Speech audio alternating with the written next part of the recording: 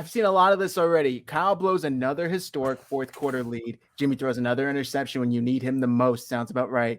Is this narrative building around Kyle Shanahan? Obviously, it's factually based. It's not like it's opinion based, but is there now a monkey on Kyle Shanahan's back that he needs to get off and prove to his team and the NFL he could hold a lead? He can get the job done. The talking has always been about closing the season. Well, he failed to do so in the biggest moment this year. So is there a narrative there that he needs to fix? You know what's funny is I've been thinking about this for the past week or so, ever since I knew we were going to play the Rams. And I was thinking, whoever loses this game, I think is going to become the next Andy Reid, where you have this magnificent regular season coach who just schemes up offensive plays, who's an absolute genius, who knows how to work the regular season. Then you hit the playoffs, then it's an entirely different story. You can go out and win games, you can win the wild card, you can win the divisional, but you get to the championship and it's just a struggle. We kind of saw that with Kyle today, man, where it's like Kyle was calling the right plays, Jim wasn't hitting all of them, but also there's some questionable plays like the 4th and 2. Although I'm glad they punted, not too many people agree. There's a lot of things that Kyle probably could have done differently, clock management, play calling, whatever it may be. So, yeah, man, I think that narrative is going to stick with him. I think Shanahan officially does have a monkey on his back. Again, I thought whoever lost was going to be the next Andy Reid. And I think that will stick true until Shanahan eventually went to Super Bowl. But, yeah, man, I think that narrative is I think he's holding true to that right now. I think he's officially got the monkey. And I'll just add Andy Reid before he inherited Patrick Mahomes, or I should say drafted, because that's a different Andy Reid. The narrative around him now has been totally different. Yeah, it's been tough, man. Dion, I'm going to throw it to you, but fourth quarter, it seemed like everything the Niners were doing well went out the window. Whatever the case may be, whether the Rams made adjustments, whether the plays just weren't there. But we saw Travis Benjamin kind of get some looks. We saw was that Hasty at running back get some looks? I don't really know who it was, but it seemed like Debo, Kittle, Ayuk, the 49ers superstars on offense weren't getting the looks when it mattered most. Is this a Jimmy thing or a Kyle thing? It's a little bit of both, if you ask me. And the reason being is because Elijah Mitchell, let me just see something here. Elijah Mitchell had 3 catches for 50 yards. That's an average of 16.7 yards per catch. JaMycal Hasty had 1 for 6. Somebody explain to me why JaMycal Hasty even exists on this team, and why on God's green earth is Travis Benjamin in blocking, doing what?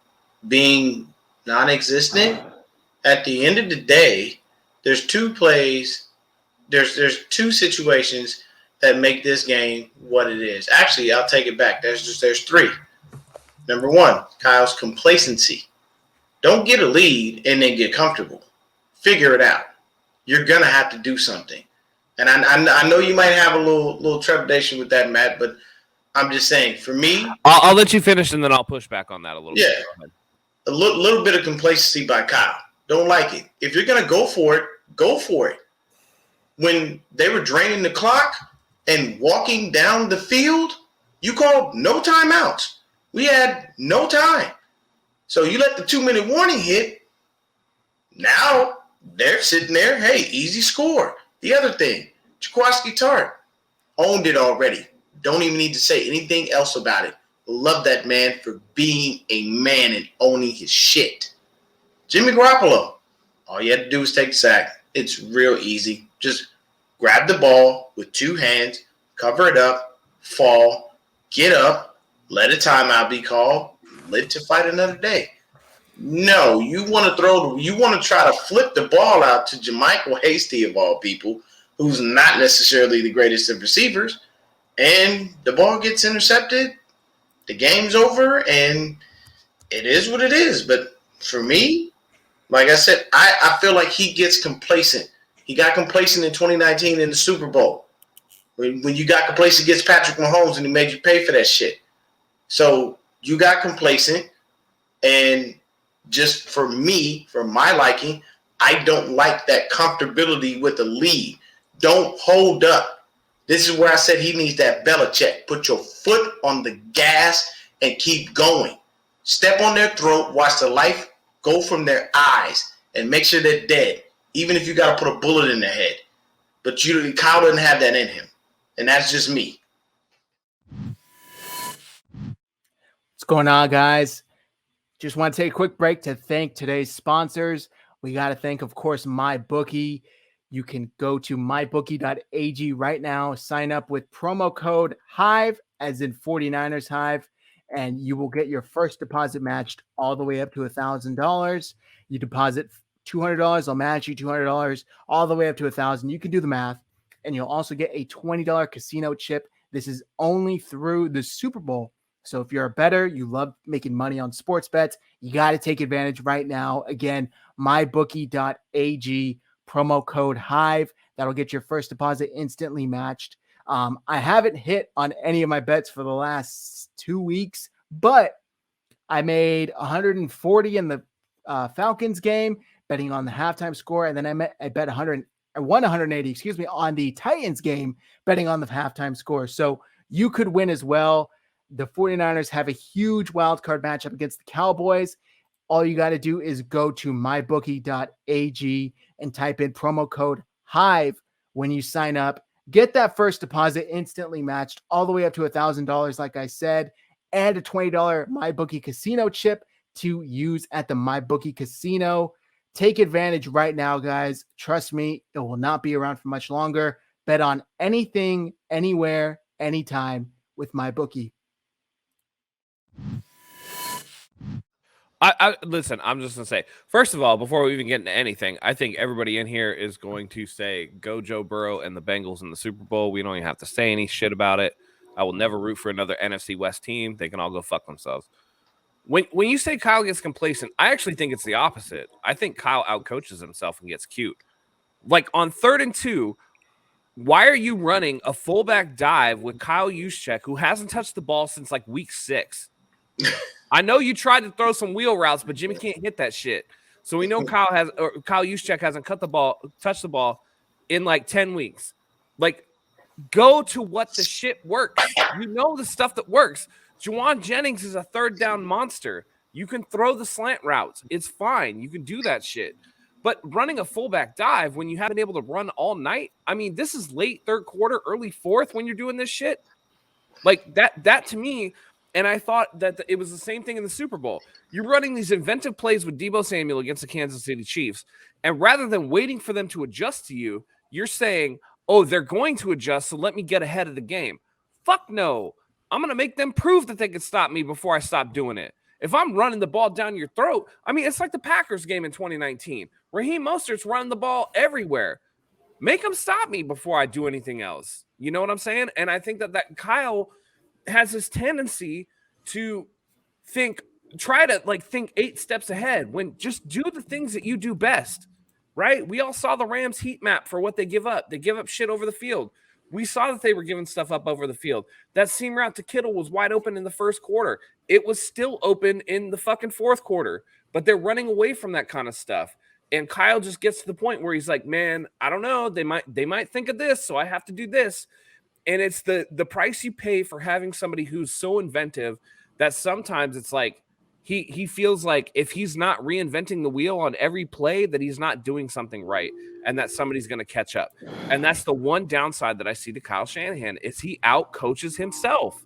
He gets in his own head and says, I need to do something drastic because for whatever reason, even though we've been successful at this, I feel like they're going to catch up. Rather than the Belichick method, which is like, I'm going to do what I'm going to do. And if you don't stop me, I'm going to keep doing it just to spite you. And that's something that Kyle has to learn. And I think that that's something that, I think he feels like he has to coach that way because Jimmy Garoppolo is the quarterback. And it's not one of those situations where if he had somebody like a Joe Burrow or a Josh Allen or even a Matt Stafford or whatever, where he's like, yeah, this guy's going to make plays. He has to coach around Jimmy Garoppolo. And until he doesn't have to do that, until Trey gets up to speed and hopefully becomes the quarterback that we think he is, Kyle is going to continue to do that shit because he has to. So, and I don't disagree with you that it was bad play calls, but I think it was the opposite of complacency. I think that he was trying to get too cute with shit and he just needed to go with what was working. And we've seen that time and time again. Like you said, it's like he's trying to, think outside of the box. He's already thinking outside of, and you end up just screwing yourself. It's like, dude, you're getting the job done. You have playmakers that, they couldn't stop Deebo at some point during the game, whether it was receiving or rushing. the dude would get tackled and still fall forward for another 5 yards. I mean, you don't see much like that in the NFL at all, especially with the wide receiver. But I think I do want to biggest... hold on. I do want to Go say ahead. one thing though. To Deion's point, one thing that I do think that Kyle does is kind of lazy and complacent, and I think everybody would agree. But when somebody lines up with Debo in the backfield, can you just for once run Debo on like a check and release on a play action rather than just hand him the ball? Like every time he lines up in the backfield, everybody knows, oh, Debo's getting the ball. Well, Like do something different for once. That's the one area I will say Kyle is complacent. I don't like it. I called running plays almost to a T, where it was like he's running the ball, he's running the ball, he's running It's the ball. very, yeah, it becomes second and obvious. 9, second and 10, third and 7. You're Where right. Jimmy's got to throw the ball, and you cannot let Jimmy have to be in those situations all game. that That's kind the of one area I will criticize Kyle for his conservative play calling. goes to the point I wanted to make, that I just thought the play calling was so freaking simple. Like, I know he said Kyle gets too cute on certain plays, but a lot of it seemed really simple. Like, normally he has like a lot more trickery and a lot more things like disguising the defense, and he just seemed like he called a super simple, easy to know what he was about to call kind of offense. And I think that's really what hurt us. And when you have Jimmy, you have to have those You trick have plays to keep the tempo. and to keep the tempo and kind of go. And he didn't have it at all. And I think it really hurt us because he was just calling simple plays. And when the run game wasn't working, he shuts down. I would mentally. say, as particularly on the passing plays, once the all 22 comes out, I will say that you would be surprised by how many wide open fucking dudes Jimmy Garoppolo. Okay, that's fair. That check down he had to Jennings that went for negative yards. He literally had Kittle open in the flat on the other Dude, side. no. What about Even Jennings for worse. the touchdown? Even worse. The play that he almost threw that pick to Jalen Ramsey, Juwan Jennings had was broken behind him. free and there was no safety over the top. If he just glances his eyes up just like a half a millimeter more, he sees Jennings, and that's 6. Easy 6. I mean, that's game. That's ball game. There was a lot left on the field. There was, to be honest, I saw, I don't call me crazy. Jimmy gets the look in his eye. You can fucking tell if he has it or if he doesn't. I saw him go out there. They showed him on the camera to lead that last drive in the fourth quarter. He looked fucking rattled. The dude looked like he was scared. I got flashbacks to the Super Bowl. I turned to my fiance. I said, I don't think he has it. I don't think he can do it. I don't think he can do it. And he fucking couldn't.